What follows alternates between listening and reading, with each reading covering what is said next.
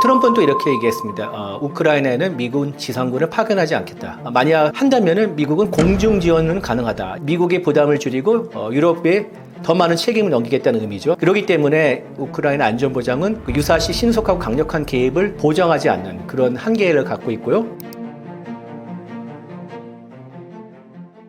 안녕하십니까. 떠넘겨지는 TV 시청자 여러분. 저는 중앙일보에서 국방부를 출입하고 있는 이철재입니다. 트럼프 대통령이 제시한 유럽 주도의 안보 보장은 어떤 의미가 있다고 보시나요? 미국 대통령이 정말 바쁜 한 주를 보냈습니다. 지난 15일부터 18일까지 현지 시간 기준이죠.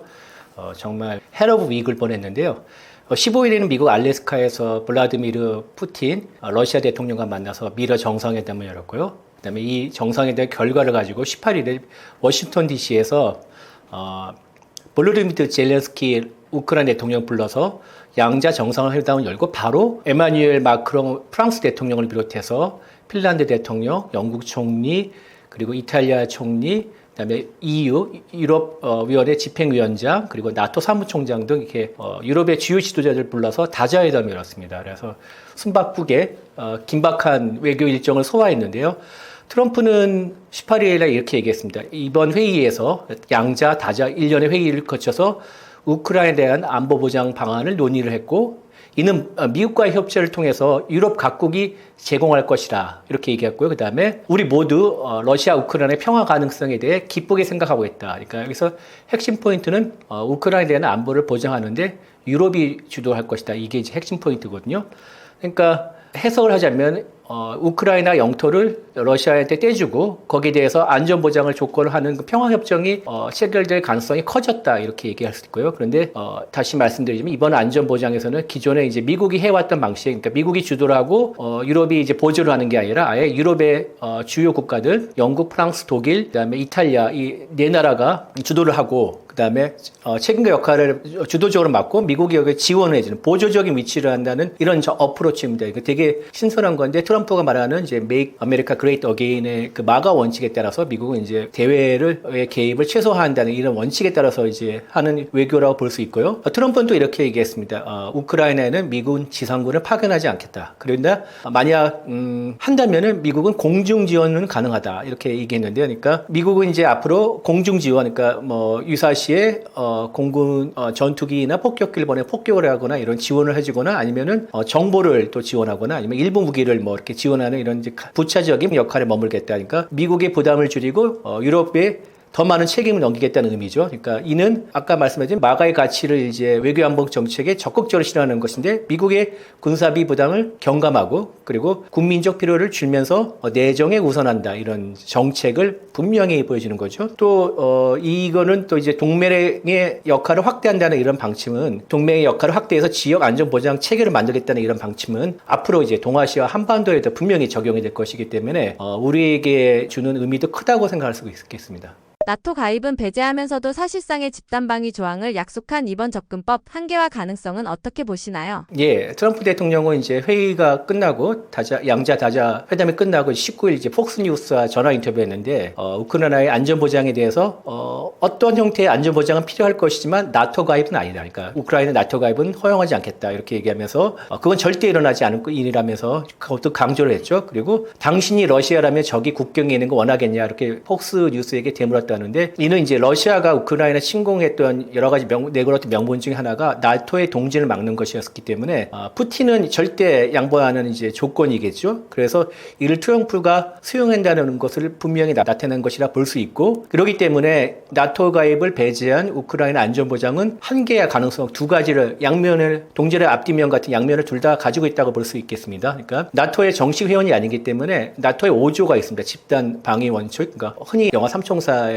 빌어가지고 all for one, one for all. 그러니까 한 명이 침공을 당하면 우리 전체에 대한 침공으로 간주해서 전부가 나선다 이런 원칙이 있는데 5조의 적용이 안 받기 때문에 자동적 법적 보호가 불가능합니다. 그래서 이번에 어떤 협의 형태로든 간에 우크라이나에 대한 안전 보장이 마련해진다 해도 이거는 정치적 합의에 머물고 우크라이나 여태까지 구스름을 떨어져 나간 다음에 서방이 개입해 두 번의 안전 보장을 받는데 둘 다 무효화되지 않았습니까? 러시아 침공으로. 그렇기 때문에 우크라이나의 불안감 자체를 없앨 것 같지는 않고 유사시 신속하고 강력한 개입을 보장하지 않는 그런 한계를 갖고 있고요. 그리고 집단 방위는 아니더라도 그와 어느 정도 준하는, 유사하는 안전보장을 제공하겠다는 미국과 유럽의 약속 같은 것도 유행이 유동적일 수 있습니다. 그러니까, 즉, 이제 유사 사태가 발생해가지고, 그러니까 미국과 유럽의 개입이, 군사적 개입이 필요한 상황에서 각 국가의 정치적 상황이나 아니면은 각 국가의 의회 동의 같은 데서 이런 상황에 따라서 쉽게 영향을 받을 수 있기 때문에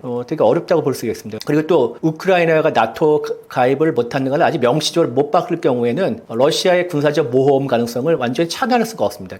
러시아는 또 한 번 이번에 평화협상을 이루어서 전쟁을 멈춘다라도 근시일 내에 또 전쟁에 일으켜도 된다는 그런 시그널을 줄 수 있기 때문에 되게 위험해질 수 있습니다. 그리고 영구적으로 나토로부터 가입을 못한다는 이런 어떤 원칙 같은 게 확립이 될 경우에는 장기적으로 서방과의 관계가 약할 수 있는 그런 또 가능성이 있어가지고 이런 한계를 가지는 반면 또 긍정적으로 평가하는 시선도 있습니다. 시각도 있습니다. 그걸 또 여러분께 소개를 해주자면은 일단은 러시아의 극단적 도발을 피했다는 점이고요. 그 다음에 어쨌든 간에 우크라이나의 실질적인 안보를 보장할 수 있는 조치가 될 수 있다. 그리고 그러면서도 미국과 유럽, 나토 모두의 부담을 덜면서도 어느 정도 합의점을 모색할 수 있다. 이렇게 평가를 할 수도 있고요. 그 나토가 직접적 개입을 하지 않더라도 집단 방위와 유사한 조항을 만들어 놓으면은 일정 수준의 억제력을 부여할 수 있기 때문에 러시아의 군사적 모험주의를 막을 수 있다. 그리고 실제적인 우크라이나 안보의 능력을 강화할 수 있다. 이렇게 얘기할 수 있고요. 또 이제 미국의 직접적 부담을 줄이면서 동맹의 그러니까 유럽에 늘리면은 어떤 새로운 지역 안보 질서도 이번에 처음 만들어가지고 한번 시험해 볼 수 있다. 그리고 이번에 우크라이나가 나토에 가입을 못하더라도 이거는 일시적인 조처이지 나중에 상황이 변하면 언제든지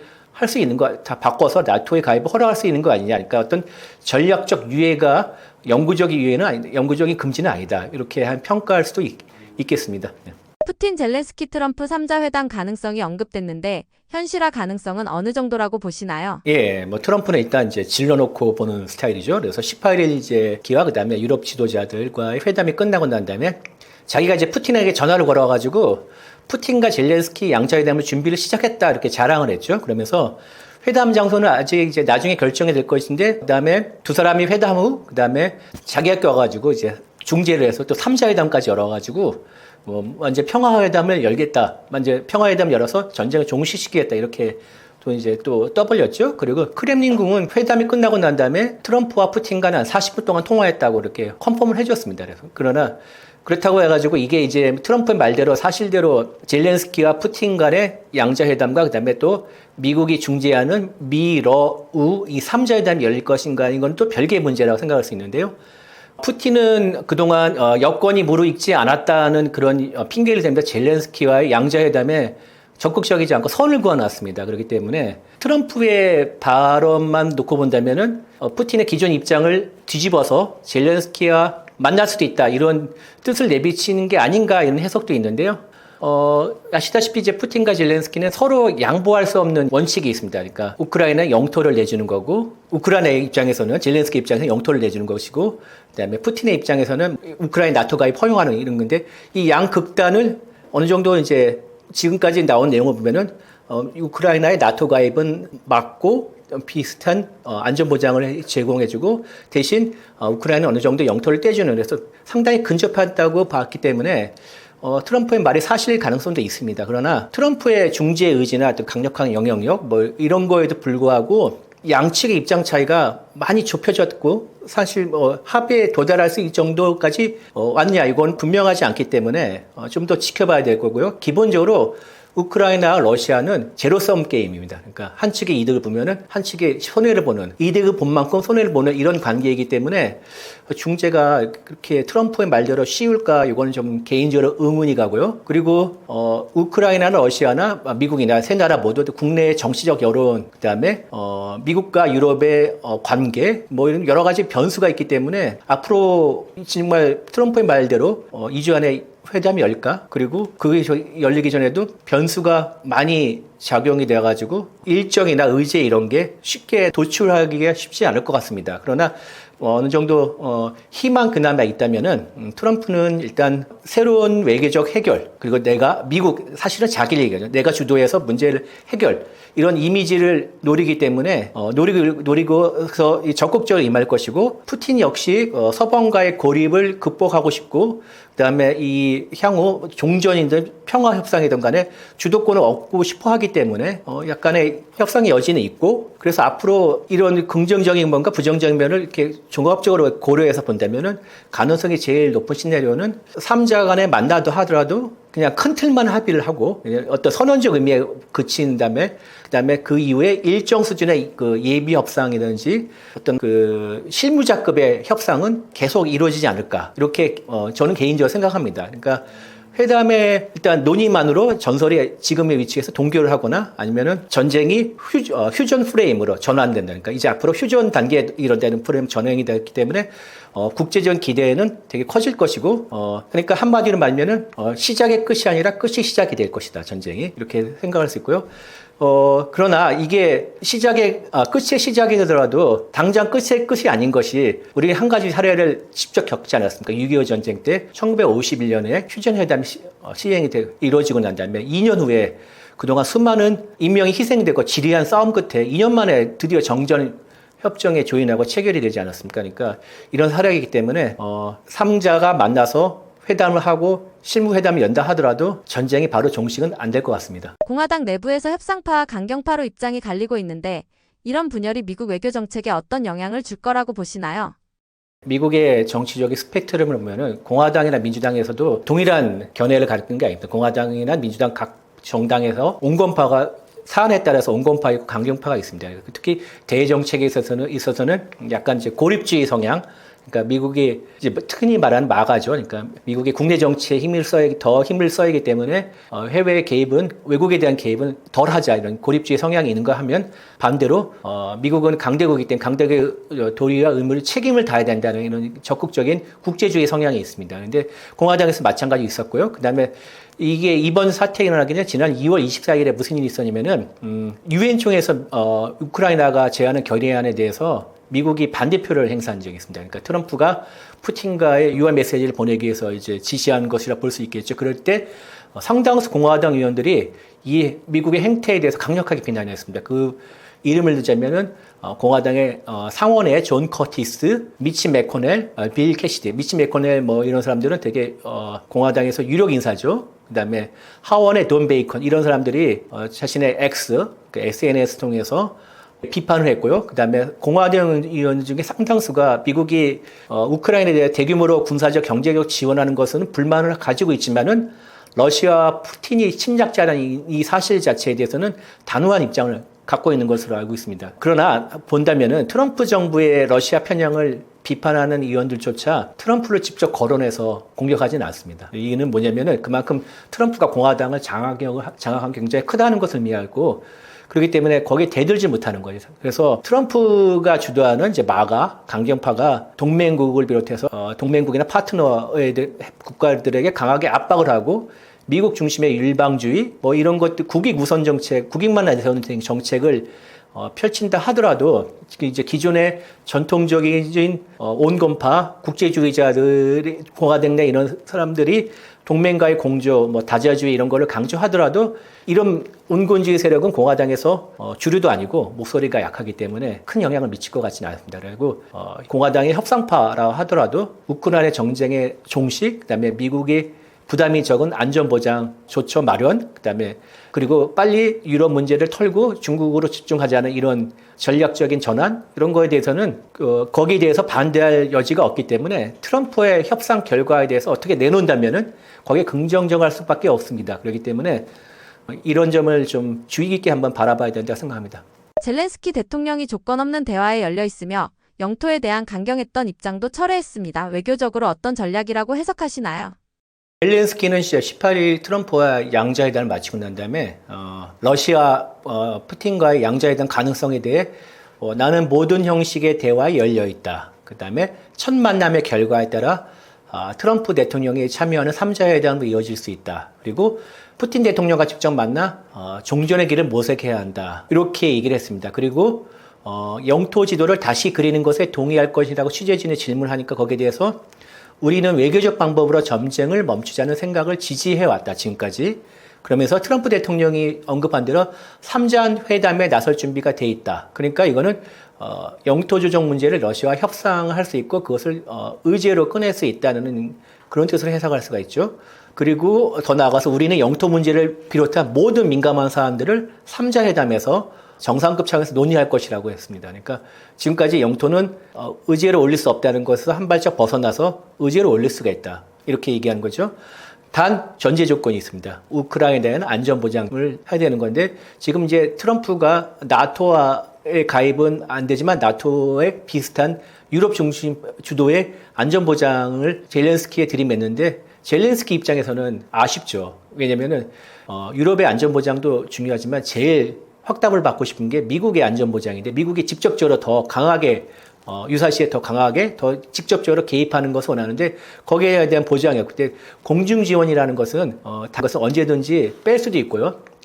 상황이 불리해지면은 더 안 할 수도 있습니다. 그러나 지상군을 또 우크라이나에 두는 것은 이건 확고한 안전 보장에 대한 그 공약이기 때문에 차원이 다릅니다. 그래서 영토 교환은 이제 우크라이나에 대한 안전 보장과 함께 종전 협상의 최대 정점으로 꼽혀왔고요. 러시아의 입장과 그다음에 젤렌스키를 비롯한 우크라이나 입장은 앞서 말씀드린 상당히 갈리고 있고 그러나 이제 젤렌스키가 전쟁 종결을 위해서 영토를 협상의 의제로 내놓을 수 있다고 양보를 하면서 열린 태도를 보여준 것은 이것은 서방이나 그다음에 국제사회에 우리는 언제든지 대화에 응할 준비가 되어 있다는 적극적 신호를 전달하는 그런 행동으로 볼 수가 있습니다. 그리고 또 무조건적인 대화를 수용하겠다. 그러니까 항상 대화에 열려있다 이런 자세를 보이면서 평화 의지를 갖고 있는 책임 있는 지도자 이런 인상도 줄 수가 있고요. 그러면서 국제사회의 지지를 우크라이나가 확보하는 반면 또 러시아에서는 평화 거부자 프레임을 씌울 수가 있는 이런 또 방법이 될 수 있고요. 그다음에 이렇게 우크라이나가 유연한 태도를 보이면서 협상이 이제 여태까지 교착이 되는 교착 국면인데 앞으로 창구를 계속 더 활발하게 더 크게 열어두면서 합의 결과를 도출할 수 있는 그런 여건을 마련해 준다는 의미가 있습니다. 젤렌스키 대통령이 이번에는 전투복 대신 정장을 입고 등장했는데요. 이런 변화가 갖는 외교적 상징성은 어떻게 보시나요? 예, 18일 회담에서 젤렌스키의 옷차림이 되게 큰 화제가 됐죠. 그 당시에 젤렌스키는 검은 정장 재킷을 위에 입고요. 그다음에 칼라 셔츠, 그다음에 슬랙스 바지, 그다음에 전투화를 이렇게 이런 스타일로 코디를 했습니다. 근데 넥타이는 매지 않았는데요. 그 월스트리트 저널이 기사에 따르면은 젤렌스키가 입은 검은색 정장 재킷은 우크라이나 디자이너가 만든 제품인데 군복에 쓰는 캔버스 소재로 만들었다면서 이게 전투복과 정장의 하여튼 중간 형태 그래가지고 그렇게 디자인했다는 기사를 냈습니다. 그러니까 어쨌든 간에 젤렌스키가 전쟁이 발발하고 난 다음에 계속 군복 차림을 고집해 왔는데 거기서 벗어났다는 그 뜻이고요. 그래서 이번에 행담에 앞서서 백악관 측은 젤렌스키에다가 정장을 입을 것을 강력하게 요구했다는 건데 그래서 젤렌스키는 나름대로 고민했을 것 같은데 군의 군복의 어떤 상징성을 유지하면서도 정장 스타일을 가미한 그런 믹스 짬뽕의 스타일이라고 이렇게 평가할 수가 있죠. 근데 이게 왜 이슈가 됐냐면 2월 28일 날 이제 젤렌스키와 푸틴이 만났을 때 그때 젤렌스키의 이제 군복 스타일에 대해서 크게 화제가 됐었죠. 그 당시에 트럼프는 젤렌스키를 보면서 오늘 차려입었네 이렇게 약간 비꼬는 듯하게 이렇게 얘기했고요. 그다음에 친트럼프 성향이 강한 이제 보수 매체 리얼 아메리카 보이스라는 매체가 있습니다. 거기에 백악관 출입하는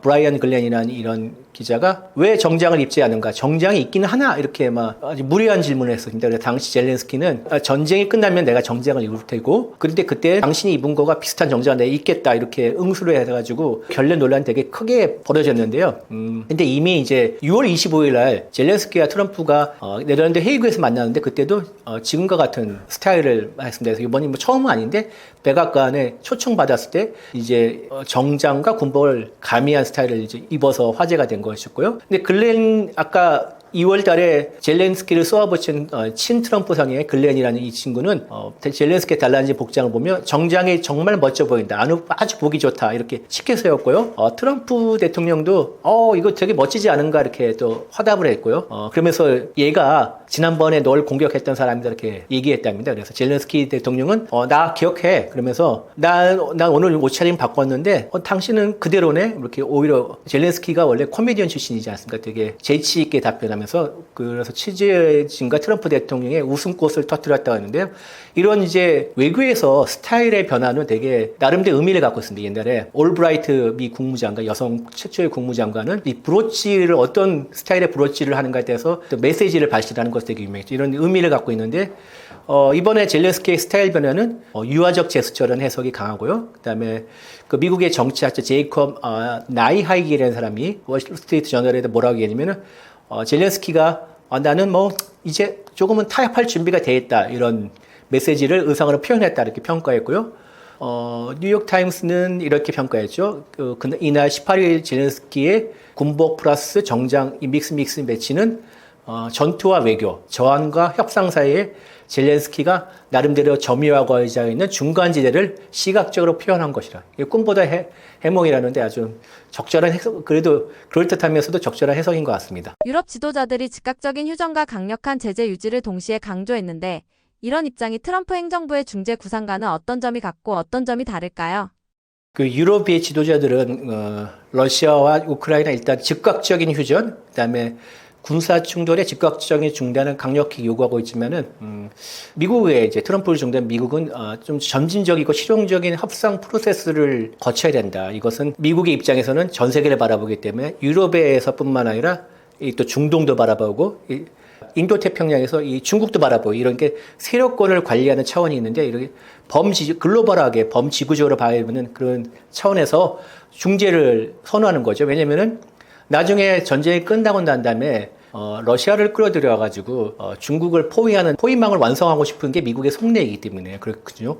그래서 휴전의 시점과 그다음에 방식에 대해서 미국과 유럽은 좀 현격한 차이가 존재하고 있습니다. 그래서 유럽은 러시아에 대한 강력한 군사 경제 제재 조치를 계속 유지하고 아니면 더 확대를 하는 이런 입장인 반면에 미국은 러시아를 이제 지금 스위프트에서도 완전히 퇴출되지 않습니까? 어떤 국제 체제에 다시 복귀해서 들려보내서 협력의 가능성을 열어두자 이런 입장입니다. 그래서 이를 위해서 제재 완화나 뭐 어떤 경제적 유인책도 내놓을 가능성이 어느 정도 있다고 생각합니다. 그래서 유럽의 제재 유지 입장과 충돌한 소지가 다분하죠. 그리고 또 유럽은 우크라이나에 대한 지원을 민주주의 가치를 수호하는 그런 정책이라 보고 있고 총력적으로 지원해야 된다는 이런 입장인데 트럼프가 지금 하고 있는 중재 구상은 현실주의, 이상주의가 아니라 세계를 어떤 힘의 논리로 바라본 현실주의 상에서 힘의 균형 그리고 러시아의 세력권 여기까지 하여튼 최소한 돈바스까지는 러시아의 세력권이니까 거기까지 인정해주고 더 들어오는 건 막자 이런 쪽에 무게를 두면서 유럽이 갖고 있는 도덕적, 이념적 강경론과 차별화를 하려고 하고 있습니다. 그래서 그러나 이제 두 입장이 많이 다르지만은 모두 장기적으로는 유럽 전체의 평화와 안정을 추구한다는 면에서는 목표가 동일하기 때문에 앞으로 휴전과 평화 협상 과정에서 미국과 유럽이 서로 조율할 가능성이 클 것이라고 생각합니다. 그럴 가능성이 클 것이고요. 그리고 유럽이 이제 즉각적 휴전을 이제 강하게 압박하는 것은 하나의 협상 카드가 될 수 있고 트럼프 입장에서도 미국이 협상력을 더 높일 수도 있기 때문에 결국은 틀에서 스름이 되지 않을까 이렇게 생각합니다. 그래서 그리고 앞으로 이제 미국과 유럽이 이제 상호 보완을 하면서 이런 유럽의 새로운 질서를 마련하지 않을까 하는 게 제 개인적인 견해입니다. 우크라이나 전쟁과 중동 전쟁 이후에 이제 제가 떠먹여주는 TV와 같은 경제 채널에 자주 출연할 수 있는 기회가 마련이 됐습니다. 그래서 여러분들을 가끔씩 이렇게 뵙고 하는데 개인적으로는 되게 좋은 기회라고 생각하는데 또 한편으로는 세계 곳곳에서 아직도 전쟁이 벌어지면서 그 전쟁으로 수많은 사람들이 다치고 죽는 이런 현실이 안타깝습니다. 앞으로 제가 여러분을 덜 배워도 좋지만은 이렇게 전쟁이 빨리 종식이 되고서 많은 사람들이 평화롭게 살았으면 좋겠습니다. 이게 진짜 제 개인적인 바람이고요. 그리고 한반도도 지금 여러 가지 안보 환경이 많이 좋지는 않습니다. 좋지 않고 지금 북한이 특히 이제 적대적 이 두 국가로 하면서 여러 가지 묵리를 지금 부리고 있는데 안보가 되게 중요한 상황입니다. 그래서 빨리 한반도도 평화가 찾아왔으면 게 제 바람이고요. 그런 와중에 우리가 평화를 이루려면은 전쟁을 준비하라는 또 이런 얘기지 않습니까? 그래서 나름대로 철저하게 안보를 준비하는 태세가 필요하고 거기에 한 방안으로 또 제가 중앙일보에서 더 중앙 플러스라고 해서 유료 기사입니다만은 한국에 되게 필요하는 핵 억제에 대해서 한번 이렇게 분석한 글을 연재한 적이 있습니다. 그래서 아래 링크를 달아놨으니까 한번 커피 한 잔 값 조금 내시면서 한번 들어가 보셔서 같이 한번 인식을 공유할 수 있는 자리를 한번 마련해 봤으면 좋겠습니다. 감사합니다.